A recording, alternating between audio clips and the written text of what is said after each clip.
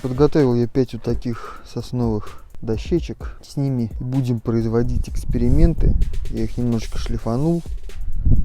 Вот. Кстати, машинка Ryobi. Обзор на нее есть на канале. Служит 5-й год. Машинка, в принципе, работает, не сломалась ничего. Подошва целая. Единственное, слетают круги. Вот если взять круги Dexter 40-е, да, на последней скорости машинки, на 6-й, у меня их хватает на 2-3 квадратных метра, ну может побольше, все, и круг улетает. Часть из них я проброширую щеткой механической, насадкой на дрель. Часть обожгу горелкой бытовой, часть закрою лаком бесцветным. Вот таким лаком, обычный лак вообще совершенно доступен каждому. И закрою краской водной, белый там с колерами.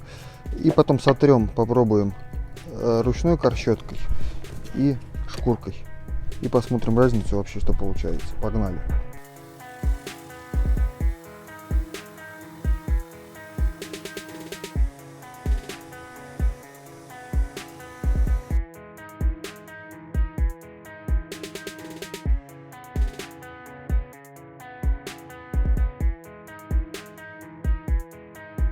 Вот такая получилась фактура, ярко выраженная. Мягкие частицы удалились щеткой, а твердые годичные кольца остались, что позволит потом более проявиться интересно, ну сильно ярко выраженному рисунку. В итоге можно сделать это ручной щеткой, тогда не будет вот таких вот задиров, полос, то есть будет все аккуратненько. Но для нашей задачи это не нужно, так как это все закрасится краской, лаком и обожгется.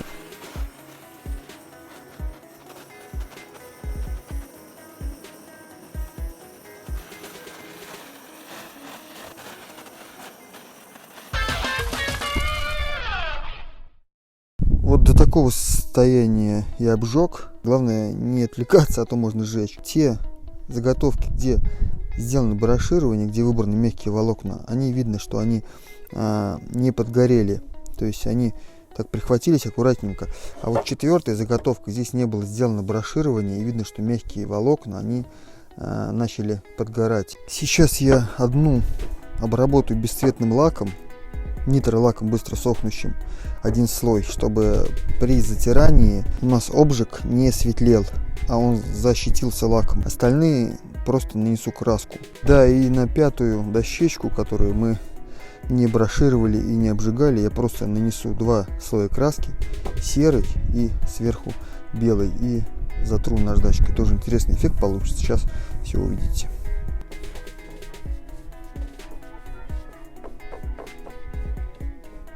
Все, одного слоя достаточно вполне.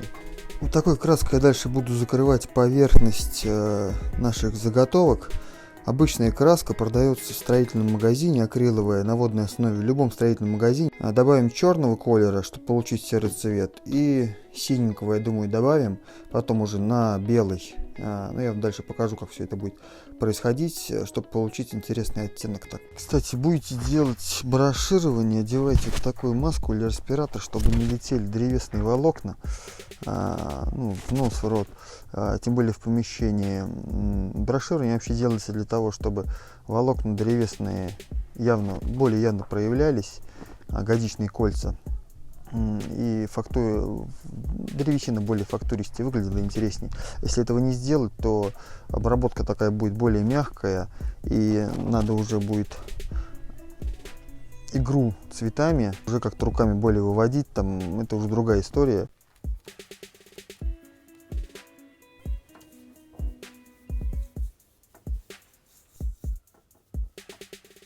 Так, 2 закрыли мы белой краской.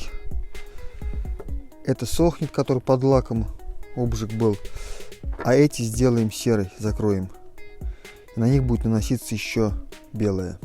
Нам нужен насыщенный серый цвет. Мы добавим прилично.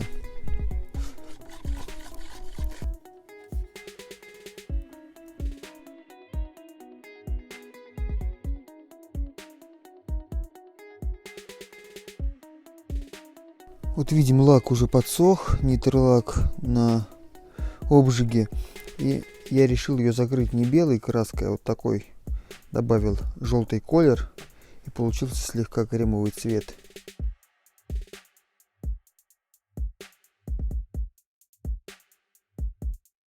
Краска почти высохла. В этом плюс большой акриловой краски. Далее на серую заготовку, где не было ни броширования, ни обжига, мы наносим теперь еще белый цвет. Сейчас все это высохнет, и приступим уже к проявлению текстуры. Далее, где был лак, по обжигу сверху берем шкурку, такую не очень мелкую, а то она будет забиваться краской, и начинаем стирать. Вот видно, текстура проявилась. Чтобы было поярче мокрый эффект, можно еще покрыть лаком.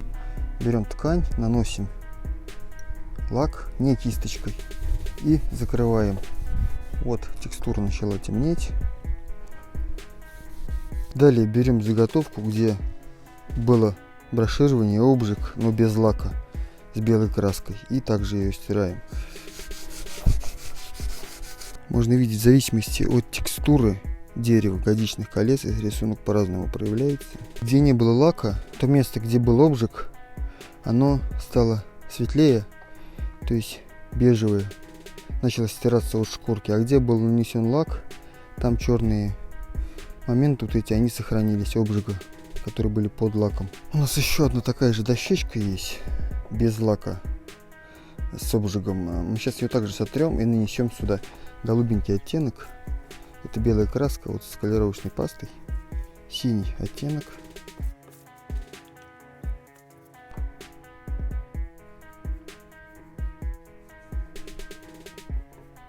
Сейчас будем стирать белую краску, которая нанесена на серую просто и на необожженную доску.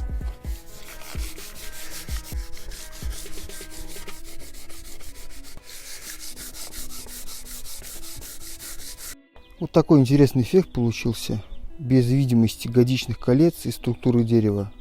То есть все на любителя. Если вот этим можно отделать мебель, допустим, какие-то комод, шкаф, да, дверцы, какие-то элементы, пол.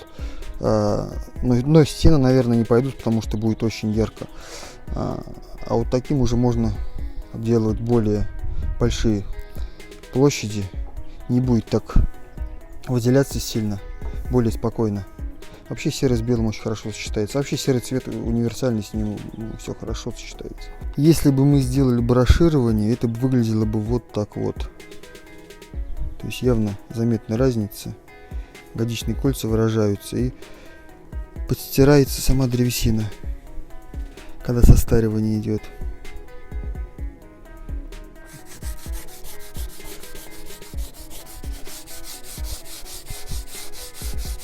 Значит, голубой слой подсох. Берем корщетку и счищаем его. Тем самым сейчас будет эффект старения прям явный.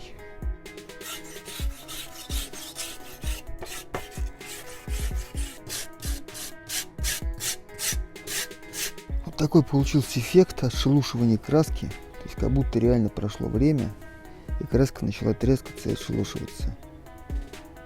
Довольно специфичная такая картинка.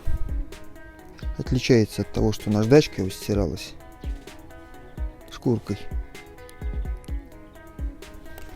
В общем, я решил для эффекта добавить чуть-чуть фисташкового цвета, чтобы такой был эффект гниения. Пока сохнет этот момент, у нас осталась вот эта дощечка еще незаконченная. Я придумал вот такой прием. Берем ткань, белую краску, наносим и сразу стираем.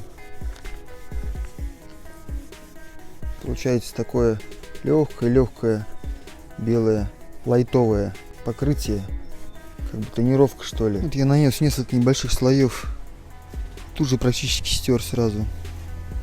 Слегка проглядывает серый цвет, который был нанесен на обжиг. Обжиг чуть-чуть стерся, придал такой рыжеватый оттенок, смесь с сосной. То есть довольно интересно получилось.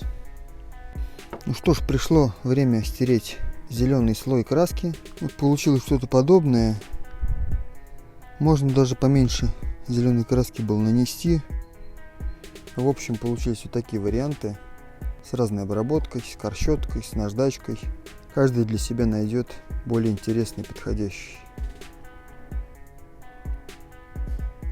В общем, еще раз напомню, здесь был броширование, обжиг и два вида краски. И стирали шкуркой.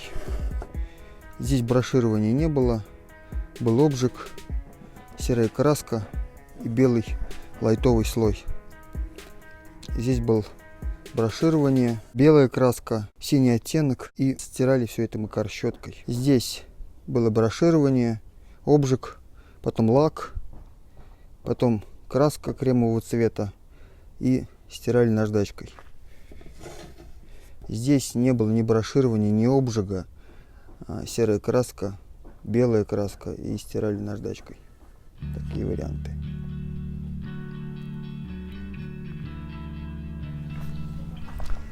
Ну все, друзья, видео подходит к концу. Данный метод доказал, что в творчестве нет никаких ограничений. Экспериментируйте. Кстати, вот забор — это реальное состаривание. Вот краска, которая нанесена больше 10 лет назад. То есть приблизительно тот же эффект у нас получился. Добивайтесь для себя интересных результатов, исходя из ваших задач. Всем пока!